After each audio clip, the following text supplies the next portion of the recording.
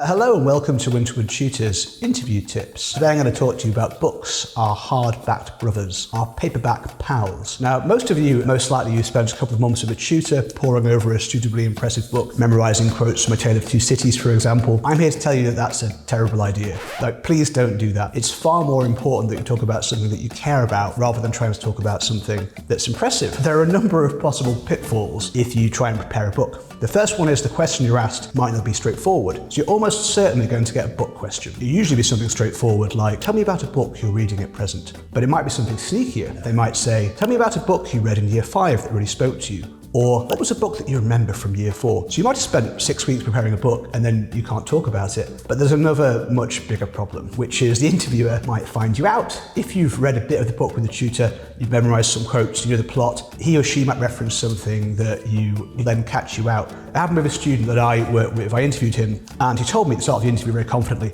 I'm an expert on George Orwell. And I was like, great, I know a lot about Orwell, so let's talk about it. I was excited. I cracked a joke about Big Brother. And he was like, what are you talking about? I haven't got any brothers. I haven't even got any siblings. So I immediately knew he didn't know anything about Orwell and he hadn't read anything apart from the first few pages. So don't fall into that trap. It's much better to talk about something that you really care about. So for example, one of my students was obsessed with dangerous animals, which was a fixation I encouraged. We used to talk about it quite a lot. And I bought him a book which unimaginatively was entitled Dangerous Animals. And he read the whole thing very avidly. In our lessons, he'd say things to me like, when I walk on high mountain ledges, I'm always watching out for eagles. They can't be trusted. And he read more and more and more about this and got really into zoology and natural history. So at interview, when he talked about this book, and he talked about the things he learnt about, he was really passionate and enthusiastic, and he forged a bond with the interviewer. And that's what it's all about. It's far more important to be enthusiastic and to care than it is to try and do something which will impress the interviewer. It won't work, it will fall flat, or they'll find you out. So talk about something you care about. It could be a book, could be non-fiction, could be something you read online.